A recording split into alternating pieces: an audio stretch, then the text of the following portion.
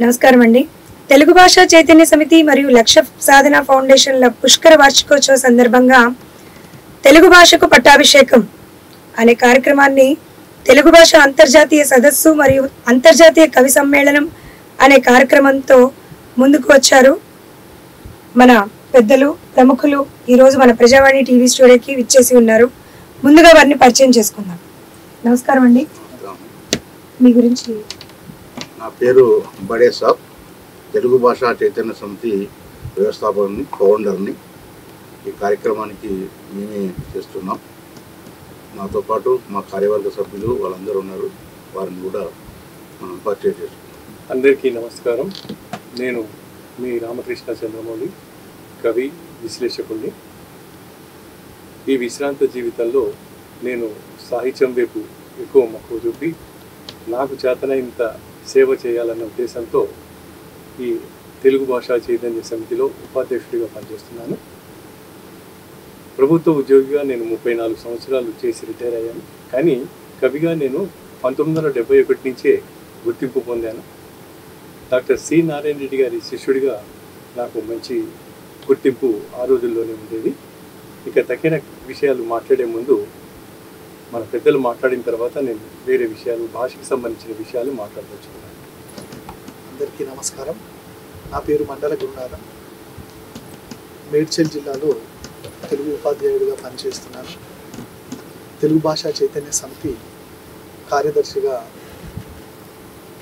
ఉన్నాను. తెలుగు భాష పట్ల అమితమైన అభిమానంతో ఒక కవిగా, ఉపాధ్యాయుడిగా తెలుగు భాషకు నా వంతు కృషి చేయాలని, సేవ చేయాలనే పట్టుదలతో ఈ తెలుగు భాషా చైతన్య సమితి ద్వారా కృషి చేస్తున్నాను. పద్య కవిగా నేను అందరికీ పరిచితుని. ఈ తెలుగు భాషా చైతన్య సమితి ఎప్పుడు స్థాపించారు? ఇది స్థాపించడంలో గల మీ ముఖ్య ఉద్దేశాలు ఏంటి? ఇది ఏదైనా ఒక సన్నివేశంలో, లేకపోతే ఏదైనా ఒక సందర్భాన్ని దృష్టిలో పెట్టుకుని స్థాపించారా? లేకపోతే దీని యొక్క ముఖ్య ఉద్దేశం ఏంటో తెలపాల్సిందిగా కోరుతున్నాను. నమస్కారం అండి అందరికీ. ముఖ్యంగా ప్రజావాణి స్టూడియోకు చేసిన అందరికీ, తర్వాత ప్రేక్షకులకు కూడా నమస్కారాలు. తెలుగు భాషా చైతన్య సమితి స్థాపించడానికి అనేక కారణాలు ఉన్నాయి. మాది రామాపురం, వడ్డేపల్లి మండలం, ఉమ్మడి మహబూబ్నగర్ జిల్లా, ఇప్పుడు గద్వాల జిల్లా, జోగులాంబ గద్వాల జిల్లా. మేము డిగ్రీ చదువుకోవడానికి కోసం హైదరాబాద్కి వచ్చాము. అప్పుడు ఆంధ్ర సారస్వత పరిషత్, ఇప్పుడు తెలంగాణ సారస్వత పరిషత్ అయింది. దానిలో చదువుకునేటప్పుడు అంటే మేము తెలుగులో చదువుకున్న పాఠాలలో జీవి సుబ్రహ్మణ్యం కానీ, పెద్ద పెద్ద పండితుల పాఠాలలో, ఇంటర్మీడియట్ చదువుకున్న పాఠాల్లో కానీ, కవులు, రచయితలు దాంట్లో చదువుకునే వాళ్ళం అంతే. బుక్లో చదువుకున్న వాళ్ళం. ఉప్పల సత్యనారాయణ, జీవి సుబ్రహ్మణ్యము, బిదరాజు రామరాజు, ఇలా చదువుకునేవాళ్ళం. ఇంటర్మీడియట్ వరకు చదువుకునేవాళ్ళం. అది ఎప్పుడైతే మేము డిగ్రీకి చదువుకోవడానికి వచ్చామో, మాది BOL, bachelor oriental language, Telugu, special Telugu. నేను ఆ చదువుకున్న సందర్భంలో డాక్టర్ సి నారాయణ రెడ్డి గారి వచ్చేటోళ్ళు. ఆ పరిషత్తులు చదవడం వల్ల మాకు వాళ్ళని కళ్ళారా చూసి వారి ద్వారా పాఠాలు, ప్రసంగాలు వినడం ద్వారా మాకు తెలుగు మీద అభిమానం, మమకారం, ప్రేమ అనేది ఏర్పడ్డది. ఇంకోటి ఏంటంటే, తెలంగాణలో అప్పుడు తెలంగాణ మూమెంట్లో బాగా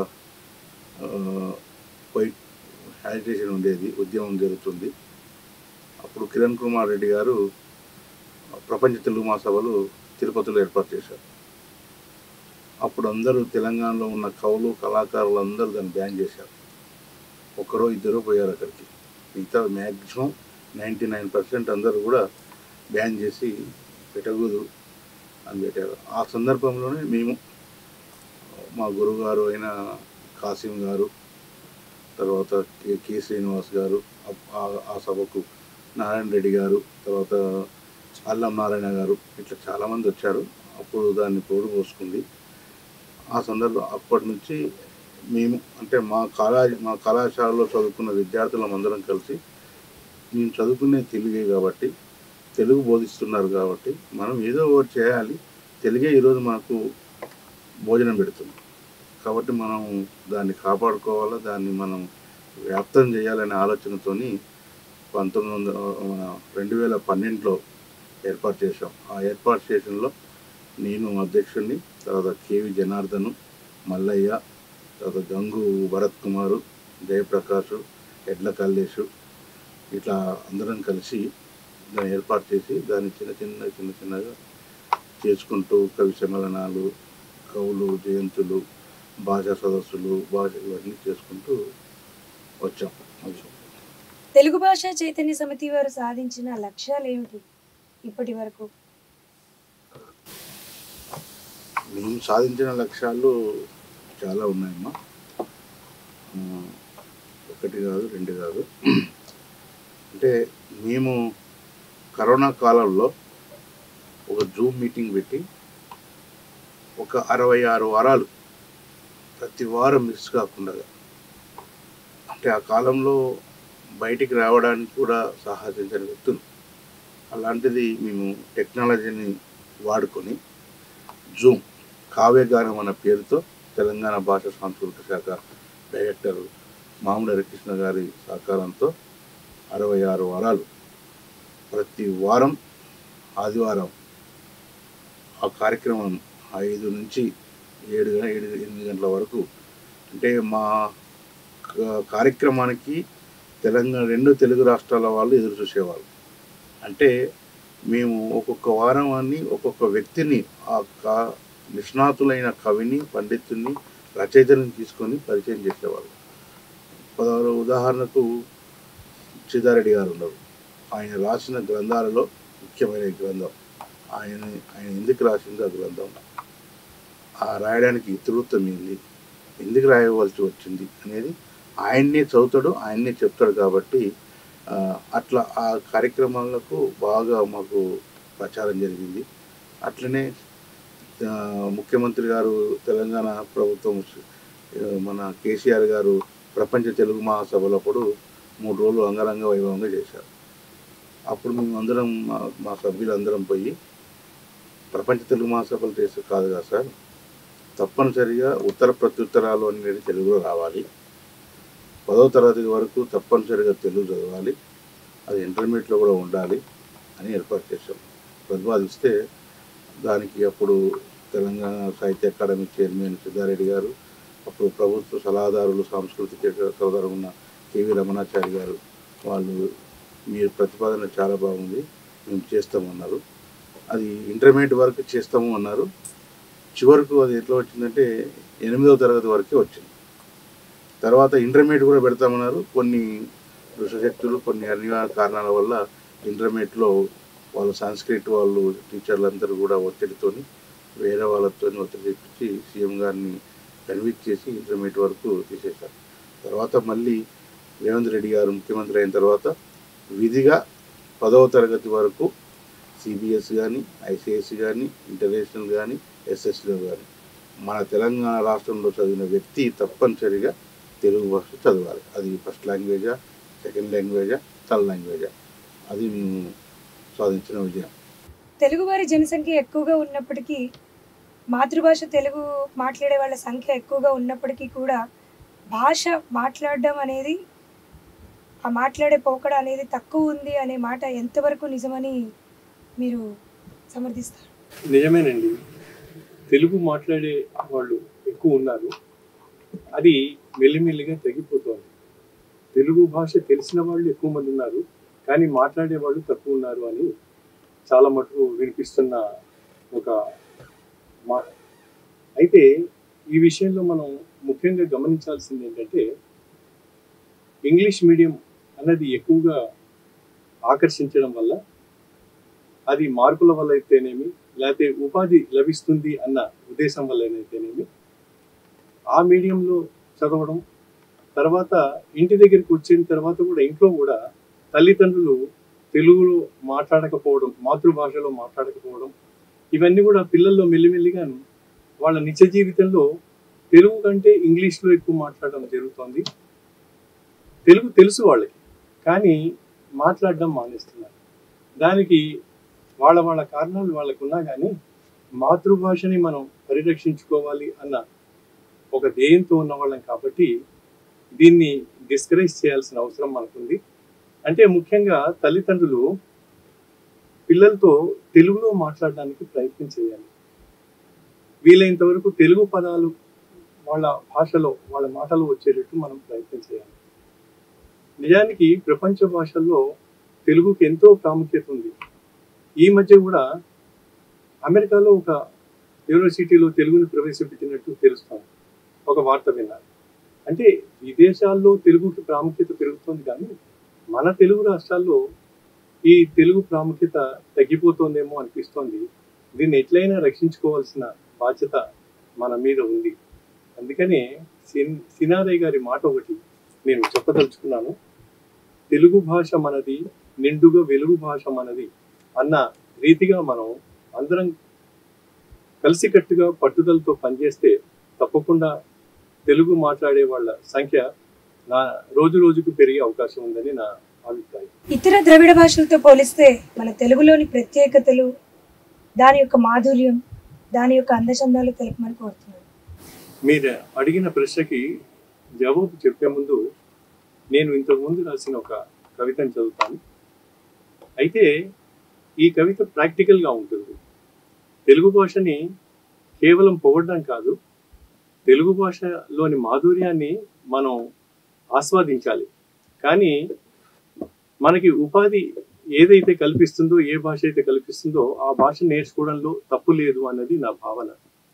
అందుకే ఈ కవితను ముందు మీకు వినిపిస్తాను.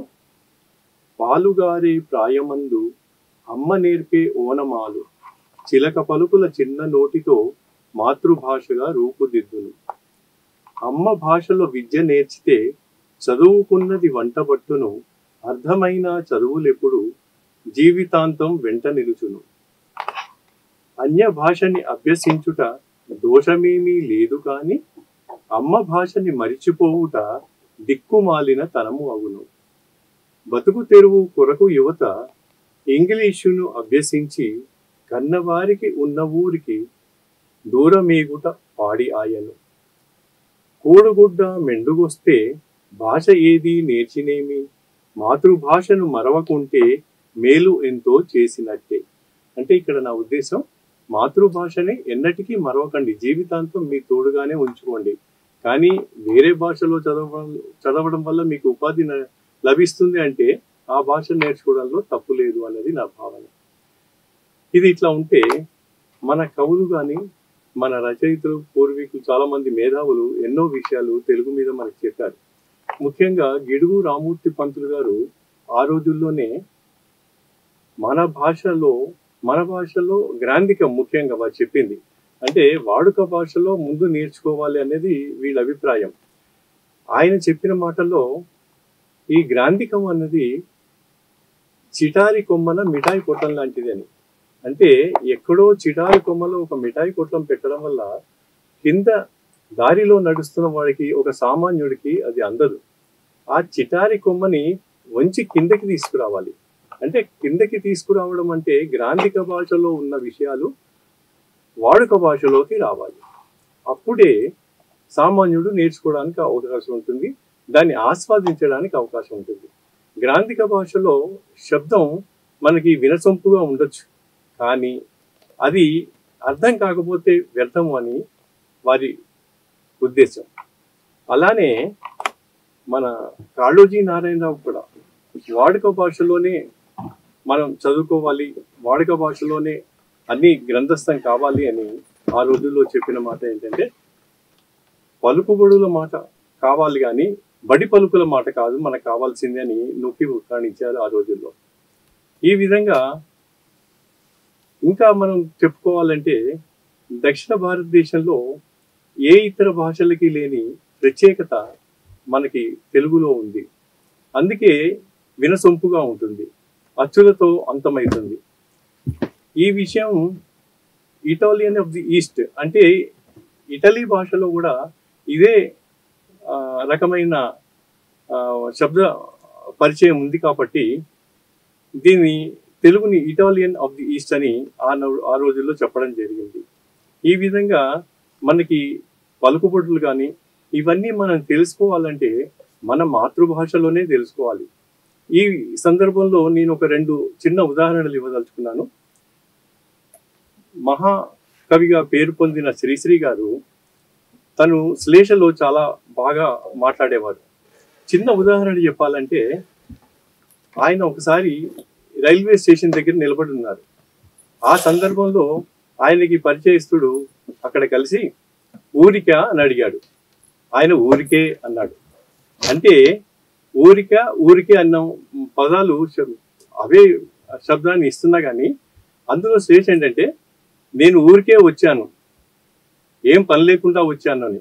కానీ అవతలైనకి అర్థమైందంటే నేను ఊరికి వెళ్ళడానికి వచ్చాను అని. పదం ఒకటైనా కానీ ఆ శ్లేష అలాంటిది. అలానే మరొక సందర్భంలో తన మిత్రులతో ఒక హోటల్లో ఉన్నప్పుడు మిత్రుడు ముందు వచ్చారు, ఈయన తర్వాత వచ్చారు హోటల్కి. వాళ్ళు అప్పటికే ఆ హోటల్లో ఒకటి ఆర్డర్ చేశారు. వాళ్ళందరూ కూర్చున్నాక ఈయన వెళ్ళి మీరేం చెప్పారు అంటే అట్లు అన్నట. అట్లు అంటే ఇప్పుడు మనం దోశ అంటున్నాం, అట్లాంటి అట్లు. ఆయన అట్లే కానిండు అన్నట. అంటే మీరు చెప్పింది నాకు చెప్పండి అని. అంటే ఇలాంటి శ్లేషలు మాతృభాష తెలిసిన వాళ్ళకే, మాతృభాషలో మాట్లాడే వాళ్ళకే దాని సౌందర్యం తెలుస్తుంది.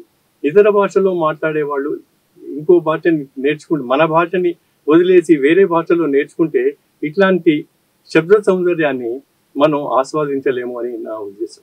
ఈ ఆధునిక ప్రపంచంలో ఒక ప్రభుత్వ ఉపాధ్యాయులుగా ఈ తరం పిల్లలకి తెలుగు మీద మక్కువ పెంచడానికి కానీ, తమ మాతృభాష యందు ఇష్టాన్ని పెంచి పటుత్వాన్ని పెంచడానికి కానీ మీరు ఎలాంటి పద్ధతులు అవలంబిస్తే వారిలో ఆ ఆసక్తి పెరిగి తెలుగు వైపు మక్కువ చూపి, అంటే పరాయి భాష కంటే మన భాష ఎందులోనూ తక్కువ కాదు అనే జీర్ణాన్ని పెంచుకునే అవకాశం ఎందులో, ఎలాంటి పద్ధతులు అవలంబిస్తే వస్తుందని అనుకుంటున్నారు? తెలుపగలరా?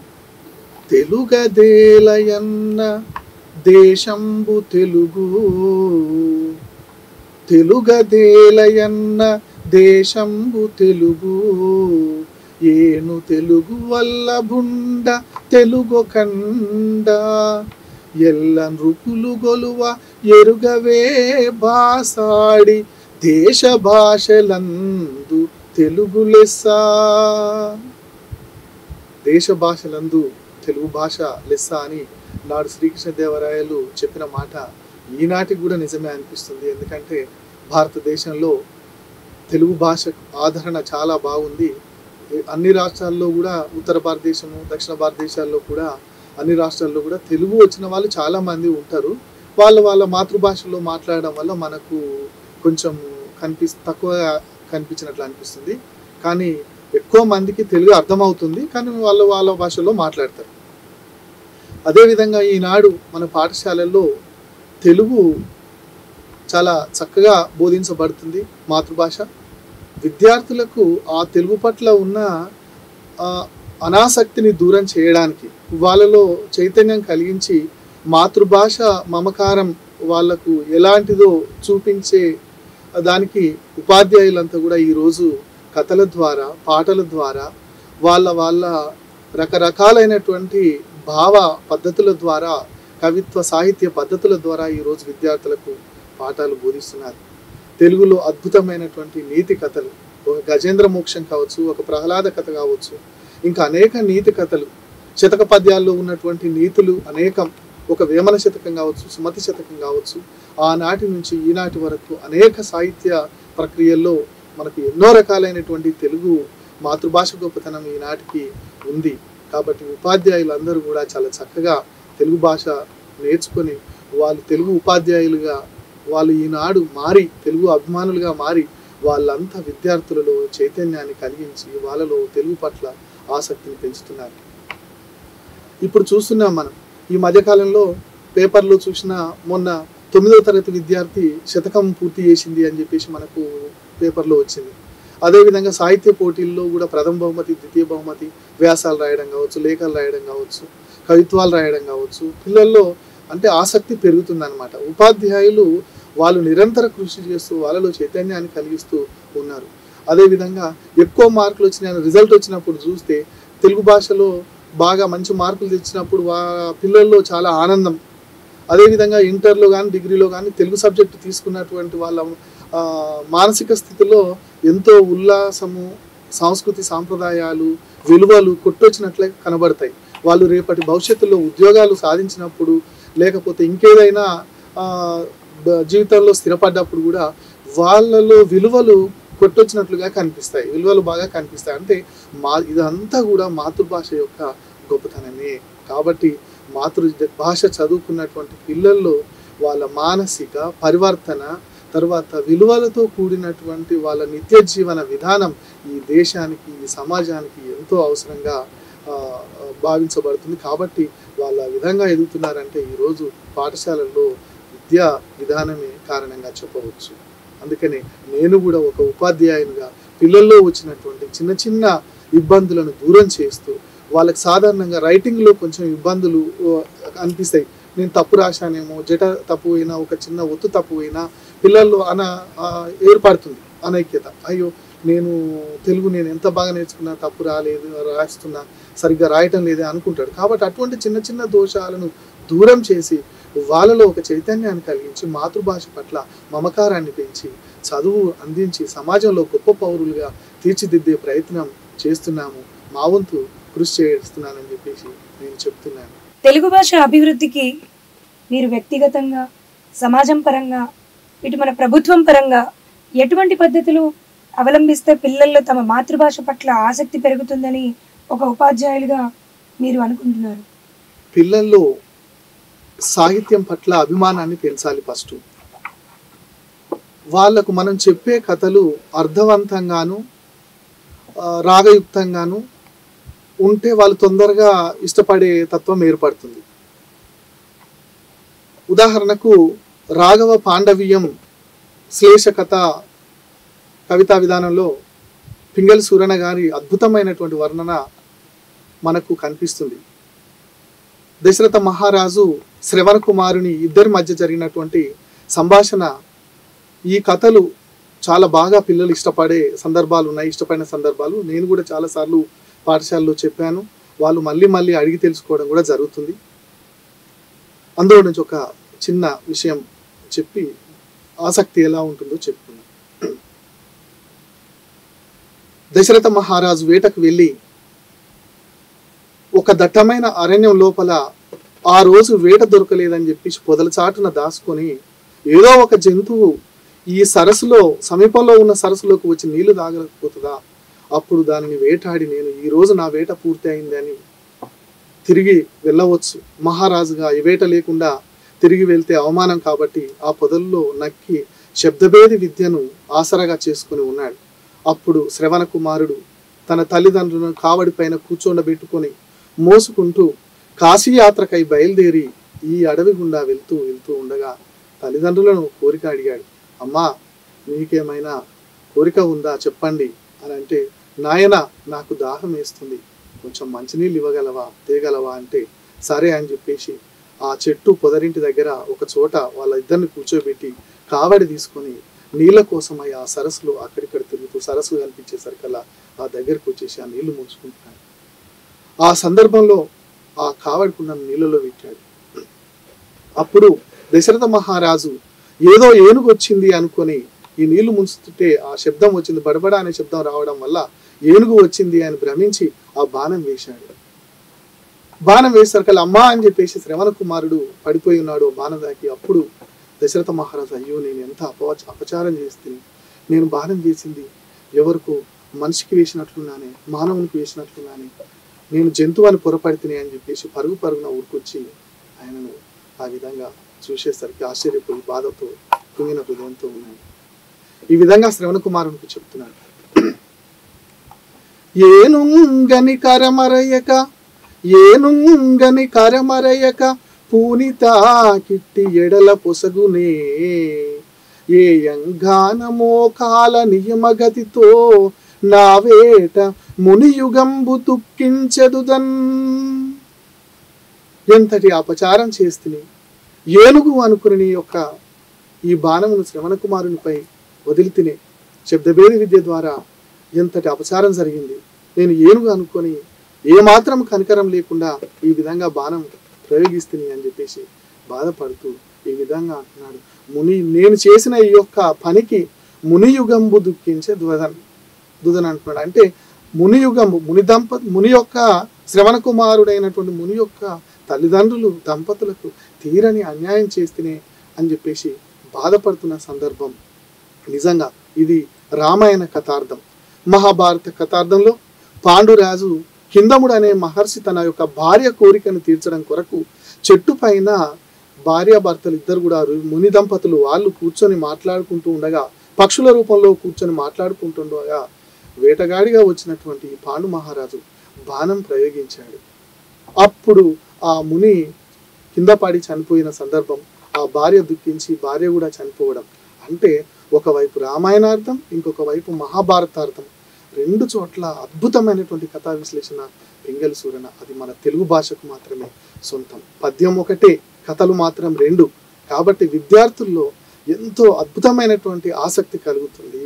కాబట్టి ఇటువంటి కథలు చెప్తుంటే పిల్లలు ఎంతో ఆసక్తిగా శ్రద్ధగా వింటూ ఉంటారు. చాలా మంచిగా అనిపిస్తుంది. ఇంకా అదేవిధంగా ప్రభుత్వ విధానం ద్వారా విద్యార్థుల్లో ఆసక్తి కలిగించడం. ప్రభుత్వ విధానం అంటే ప్రభుత్వం కూడా ఉద్దండులైనటువంటి పండితులను అందరినీ ఒకచోట చేర్చి ఏ విధంగా మాతృభాష మెలకువలు విద్యార్థులకు నేర్పించాలి అని చెప్పేసి ప్రతి సంవత్సరం ఎల్ఐపి అని చెప్పేసి రకరకాల పద్ధతులను అవలంబిస్తూ ఉపాధ్యాయులకు శిక్షణనిస్తూ వాళ్ళలో చైతన్యాన్ని కలిగించి అక్షరాలు నేర్పించే పనిలో చాలా దూకుడుగా చురుకుగా వ్యవహరిస్తుంది. కాబట్టి ఆ కార్యక్రమాల్లో కూడా సమర్థవంతంగా ఎదుర్కొంటూ విద్యార్థులను చైతన్యవంతం చేయడానికి మా ప్రయత్నం మేము కృషి సాధిస్తున్నాం. తెలుగు భాష చైతన్య సమితి మరియు లక్ష్య సాధన ఫౌండేషన్లు పుష్కర కాలం పూర్తి చేసుకున్న సందర్భంగా తెలుగు భాషకు పట్టాభిషేకం అంటూ తెలుగు భాష అంతర్జాతీయ సదస్సును, అంతర్జాతీయ కవి సమ్మేళనాన్ని నిర్వహించే ఈ కార్యక్రమం యొక్క ముఖ్య ఉద్దేశం ఏంటో తెలుపవలసిందిగా కోరుతున్నాను. తెలుగు భాషకు పట్టాభిషేకం పేరుతో మే 8న త్యాగరాయ గాన సభలో జరుగుతుంది. దాని ముఖ్య ఉద్దేశం ఏంటంటే గత 11 సంవత్సరాల పాటు 11 సంవత్సరాల పాటు హైదరాబాదు సరౌండింగ్ హైదరాబాద్ వేదికగా చేసుకొని అనేక మంది కవులని, కళాకారులని తయారు చేశాం. కొత్త కవులని అందరినీ. ఈ పట్టాభిషేకం పేరుతో భాషని మనం ఏ విధంగా కాపాడుకోవాలి, భాష వల్ల ప్రయోజనాలు ఏమిటి, భాష వల్ల మనకు ఎలా ఉపయోగపడుతుంది మన జీవితంలో అనే ఉద్దేశంతో మనం అంతర్జాతీయ భాషా సదస్సులను పెట్టాం. దానితో పాటు సైన్యంగా దాంతో పాటుగా ఒక 300-400 మంది కవులని మన భాష మీదనే కవి సమ్మేళనాన్ని నిర్వహిస్తాం. ఆ కవి సమ్మేళనానికి ఒక్కొక్క దానికి ఒక్కొక్క పేరు పెట్టాము. ఒకటి సురవరం ప్రతాప్ రెడ్డి వేదిక, రెండోది కాళోజీ గారి వేదిక, ఇప్పుడు బిడిదిరాజు రామరాజు గారు శతజయంతి ఉంటుంది కాబట్టి ఆయన పేరు, తర్వాత ఇంకో ఆయన నా తెలంగాణ కోటి రతనాల వీణ అని చెప్పి ఎరగెట్టి చాటిన మహాకవి దాశరథి గారి శతజయంతి సందర్భంగా ఆయనకు కూడా ఒక వేదిక పెట్టాము. ఈ 4 వేదికల్లో సుమారుగా ఉదయం 9 నుండి సాయంత్రం 4 గంటల వరకు అన్ని కార్యక్రమాలు జరుగుతూ ఉంటాయి. సాంస్కృతిక కార్యక్రమాలు, భాషా సదస్సులు, కవి సమ్మేళనాలు ఉంటాయి. దానికి సంబంధించి ఒక పోస్టరు రిలీజ్ చేస్తాం. తెలుగు భాష చైతన్య సమితి మరియు లక్ష్య సాధన ఫౌండేషన్ వారికి గల పరిచయం ఎటువంటిది? ఎంతకాలంగా మీ పరిచయం సాగుతోంది? ఈ పరిచయంలో ఈ కార్యక్రమం నిర్వహించడంలో గల ముఖ్య ఉద్దేశం ఏంటి? తెలుగు భాష చైతన్య సమితికి లక్ష్య సాధన ఫౌండేషన్ పరిచయం సుమారుగా ఒక 7-8 సంవత్సరాలు అవుతుంది. అది ఒక రమేష్ అన్న బాబుతోని పుస్తకావిష్కరణ చేయాలి, రవీంద్ర భారతిలో కొంచెం సహకారం చేయాలి అంటే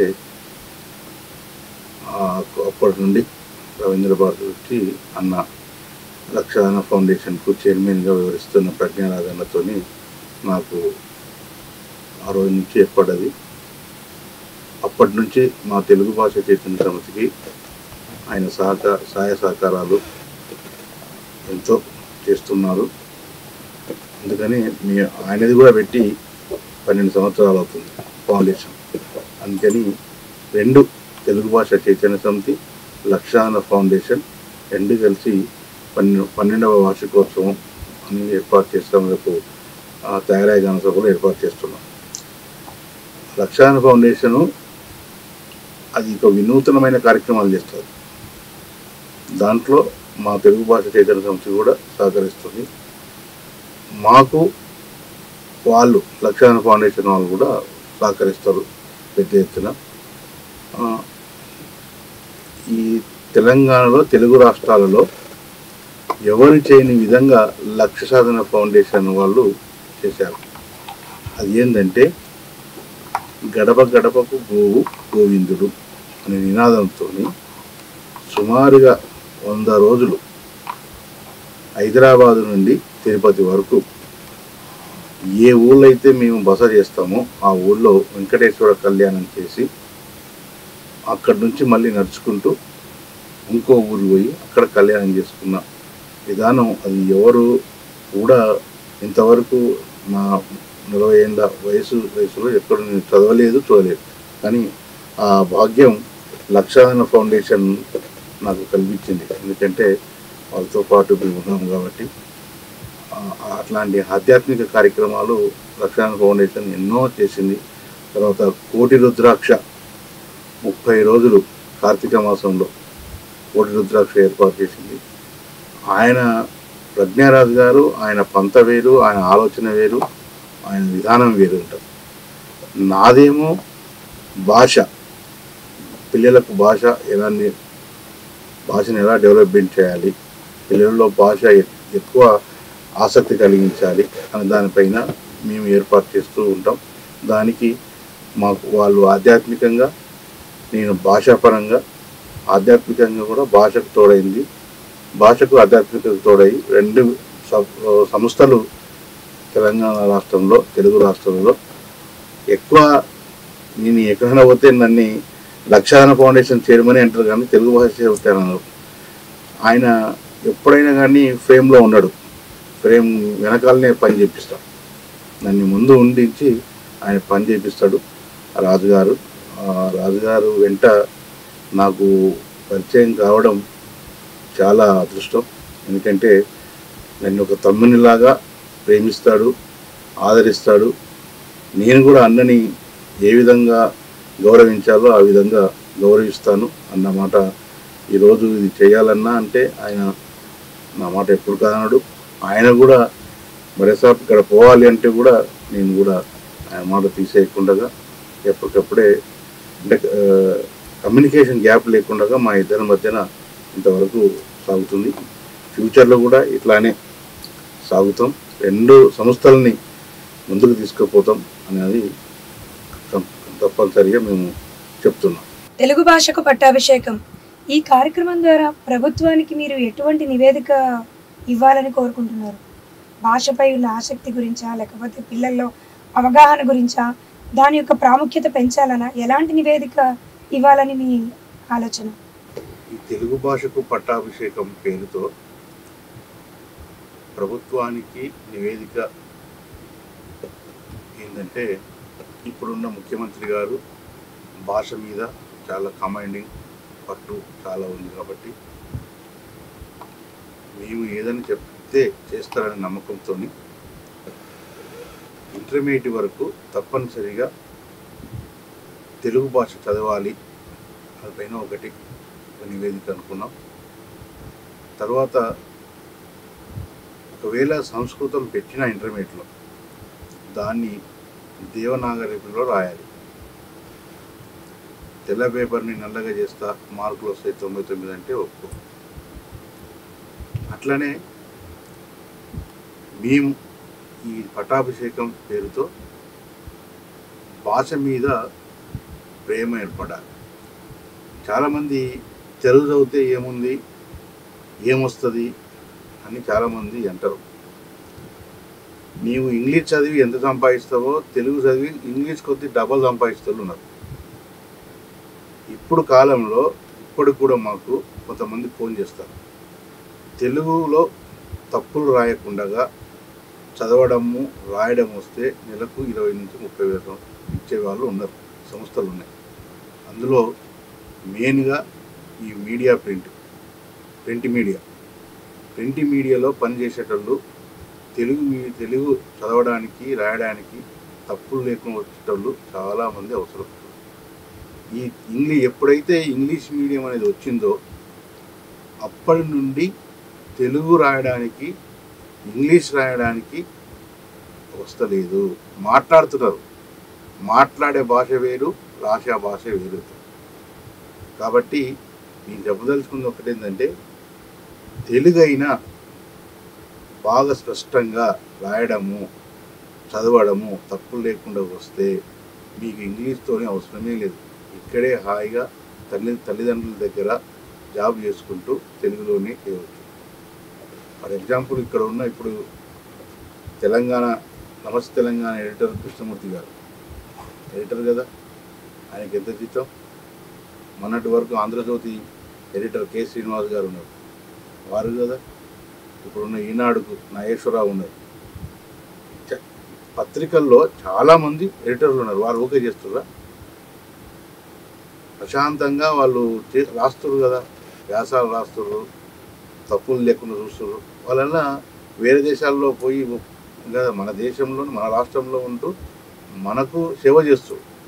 కాబట్టి ఇప్పుడు పిల్లలు కూడా నేను డాక్టర్ కావాలి, డాక్టర్ చదువు, ఇంజనీర్ చదువు, కానీ భాష పట్ల కూడా అవగాహన ఉండి భాష బాగా నేర్చుకుంటే మీరు ఏ విధంగా ఎంత అనుకున్నారో అంతకు ఎక్కువ కూడా సంపాదించుకోవచ్చు. ఫర్ ఎగ్జాంపుల్ మా మిత్రులు చాలామంది సాయంత్రం పూట సిబిఎస్ ఐసిఎస్ దాంట్లో నెలకు 20,000 రూపాయలు, వారంలో అంటే నెలకు 10 క్లాసులు చెప్పి 20-30 వేల రూపాయలు తెలుగు చెప్పి సంపాదించే వాళ్ళు ఉన్నారు పార్ట్ టైం. ఐసిఐసి సిబిఎస్ స్కూళ్ళలో వాళ్ళకి తెలుగు రాదు, ఇంగ్లీషే వస్తుంది, తెలుగు తప్పనిసరి చదవాలి కాబట్టి పాస్ మార్కులన్నా రావాలి కాబట్టి వాళ్ళు తెలుగు ట్యూషన్ నేర్చుకుంటున్నారు. కాబట్టి ఈ ఉద్దేశం ఏంటంటే ఉత్తర ప్రత్యుత్తరాలు తెలుగులో రావాలి, అధికార భాష సంఘం ఏర్పాటు చేయాలి, ఇంటర్మీడియట్ వరకు తప్పనిసరిగా తెలుగు చేయాలి. దానిపైనే మా తెలుగు భాషకు పట్టాభిషేకం ఉద్దేశం. దాన్ని మేము అన్నీ ఆ రోజు 8వ తారీఖు అయిపోయిన తర్వాత ఒకసారి మా బృందం అంతా కలిసి సీఎం కానీ సిఎస్ కానీ ఇచ్చి రిప్రజెంటేషన్ ఇస్తామని కోరుతున్నాం. తెలుగు భాషకు పట్టాభిషేకం ఈ కార్యక్రమాన్ని మనం ఏ రకంగా ముందుకు తీసుకుని వెళ్తే ఇది అందరి దృష్టిలోకి ఒక ఆసక్తికరమైన కార్యక్రమంగా పేర్కొని అందరికీ ఒక అవగాహన ఏర్పడుతుంది అనేది మీ మాటల్లో తెలపవలసిందిగా కోరుతున్నాను. తెలుగు భాషకు పట్టాభిషేకం కార్యక్రమంలో కవులు, కళాకారులు, రచయితలు, సాహిత్యవేత్తలు, మేధావులు, ప్రొఫెసర్లు, ప్రసిద్ధులైనటువంటి కవులు, ప్రసిద్ధులైనటువంటి వ్యక్తులు వివిధ రంగాలలో ఎన్నో మెలకువలు నేర్చుకొని ఈనాడు సమాజానికి సేవలు అందిస్తున్నటువంటి ఉద్దండ పండితులు, ఉద్దండమైనటువంటి వాళ్ళందరూ కూడా ఈ కార్యక్రమానికి దేశవ్యాప్తంగా అనేక ప్రాంతాల నుంచి, అన్ని రాష్ట్రాల నుంచి ఈ కార్యక్రమానికి రాబోతున్నారు. కాబట్టి అటువంటి వాళ్లకు తగిన విధంగా కవులకు కవి సమ్మేళనాలు, వక్తలకు వారు తెలుగు భాషకు పట్టాభిషేకం కార్యక్రమంలో భాషా సదస్సు ఏర్పాటు చేయడం జరిగింది.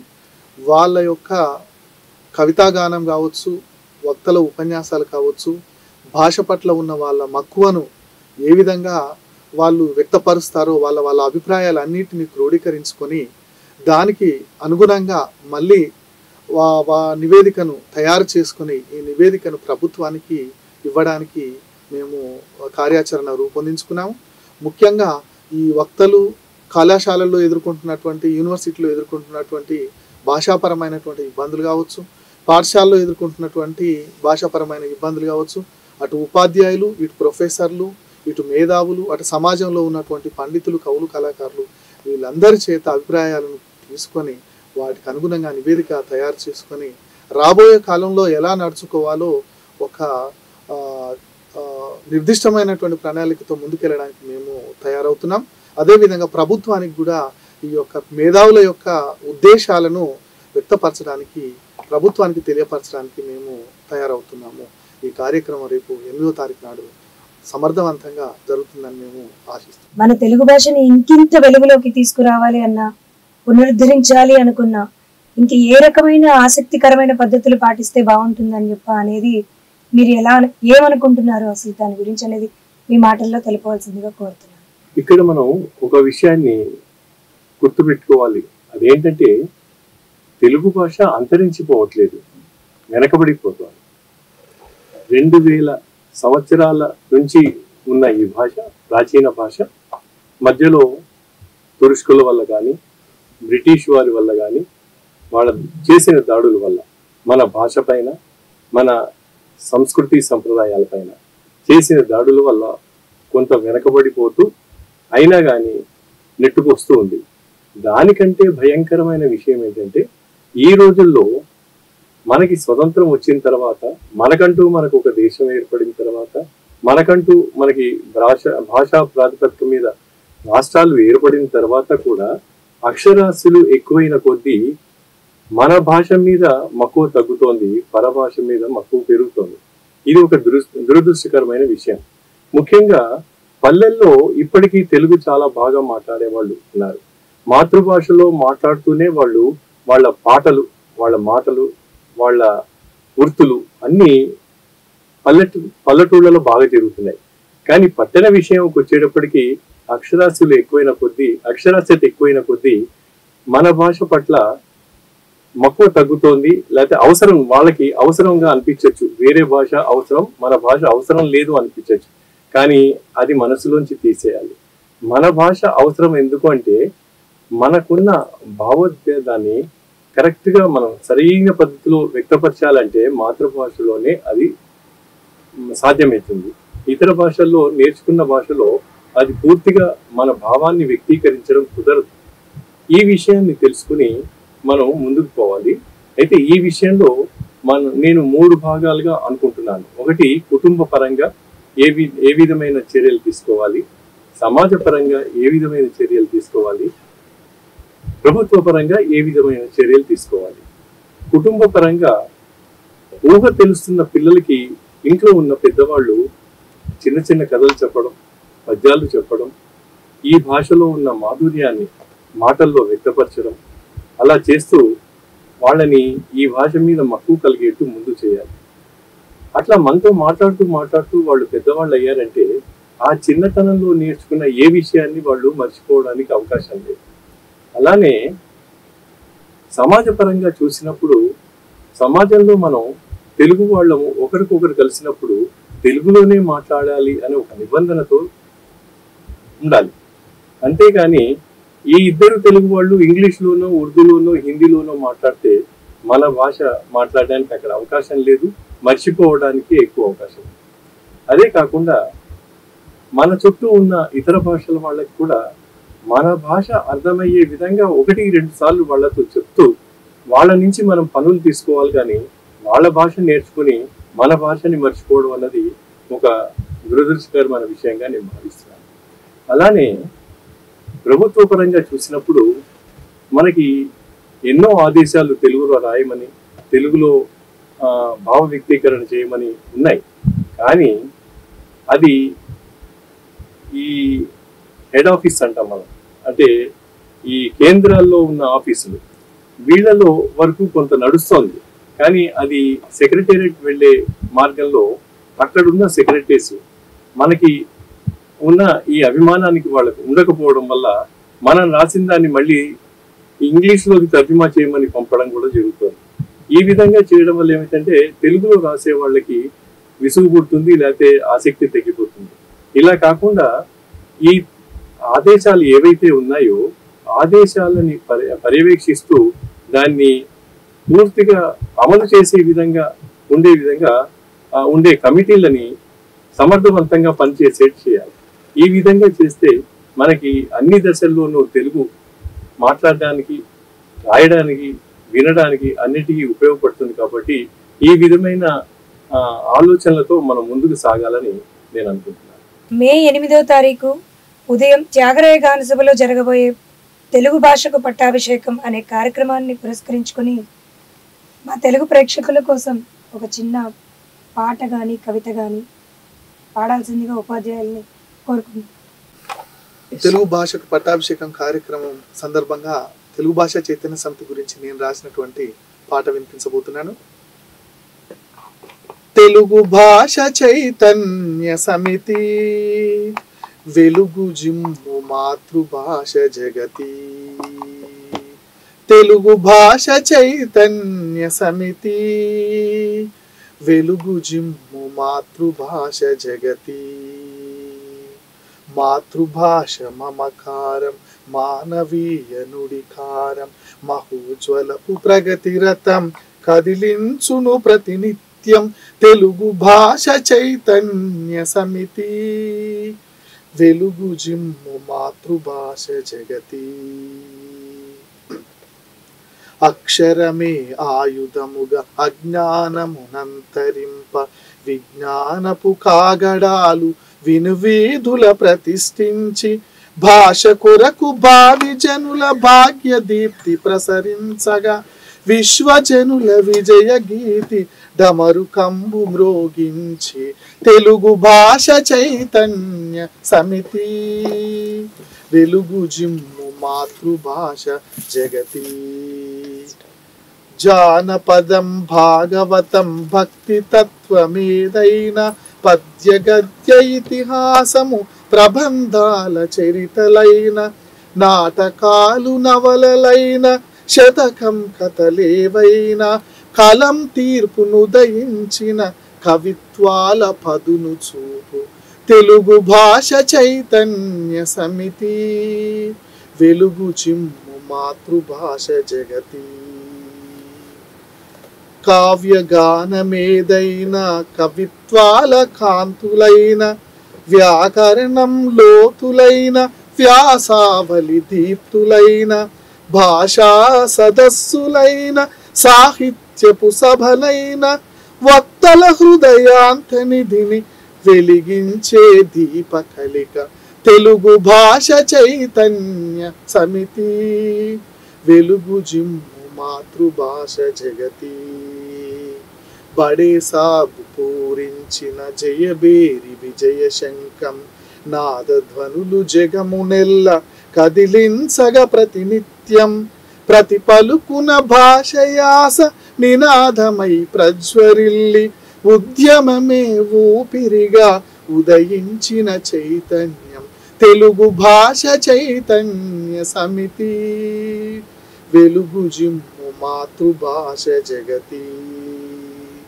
మాతృభాష మమకారం మానవీయ నుడికారం మహోజ్వలపు ప్రగతిరతం కదిలించును ప్రతినిత్యం తెలుగు భాష చైతన్య సమితి వెలుగు జిమ్ము మాతృభాష జగతి. వెలుగు జిమ్ము మాతృభాష జగతి.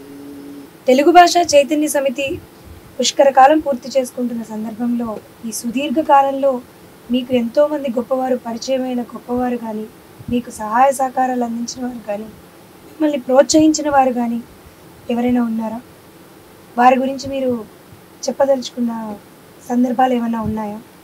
తెలుగు భాష చైతన్య సమితి పుష్కర కాలంలో అనేక మంది పరిచయం అవుతున్నారు. వారి సహాయ సహకారాలు ఉన్నాయి. ముఖ్యంగా ఫస్ట్ మేము చిన్నగా కవులు యొక్క జయంతులు వారిపైన పాఠశాల స్థాయిలో ఉపన్యాసాల పోటీలు వక్తృత్వ పోటీలు పెట్టి చిన్నగా కాలేజీ స్కూల్లో చేసేటోళ్ళం. కొంత 2-3 సంవత్సరాల తర్వాత కొందరు వ్యక్తులు పరిచయం తర్వాత అది చిన్నగా రవీంద్ర భారతి, త్యాగరాయ జనసభ ఇలా హాల్లో చేయడం ప్రారంభించాం. ఇక ముఖ్యంగా ఏంటంటే మాకు మా పరిచయాల్లో బాగా ధ్వనశాస్త్రి గారు వారు పరిచయమైన తర్వాత మా సంస్థను వారు ఒక స్థాయికి తీసుకెళ్ళారు. వారి దగ్గర నుండి వడసాబ్ గారు మనం చేద్దాం, నీ వెంట నేనున్నా అని చెప్పి ఆయన బతుకుంటే ఇంకా ఒక ఏదో ఒక స్థాయిలో ఉండేటోళ్ళం. కానీ కారణం కొంచెం అనివార్య కారణాల వల్ల ఆయన హెల్త్ ఇష్యూ వచ్చి మరణించడం జరిగింది. అప్పటి నుంచి తర్వాత త్యాగరాయ గాన సభలో కళాధిశక్తులు పరిచయం అయ్యి మేము చేస్తున్న కార్యక్రమంలో త్యాగరాయ గాన సభ మాకు ఏదైనా ఒక కార్యక్రమం చేపడితే ఇచ్చి అట్లా పోతే తర్వాత అటు ముందు మా లక్ష్య సాధన ఫౌండేషన్ వాళ్ళు ప్రజ్ఞారాజు గారు పరిచయం అయ్యారు. ఆ పరిచయం ఇప్పటివరకు అట్లే ఏ కార్యక్రమం ఉన్నా వారి సహాయ సహకారాలు ఉంటాయి. ఆ తర్వాత కరోనా కాలం తర్వాత ఆ కరోనా కాలంలోనే మాకు వారం ఆదివారం కావ్య గానంలో చాలామంది పరిచయం అయ్యారు.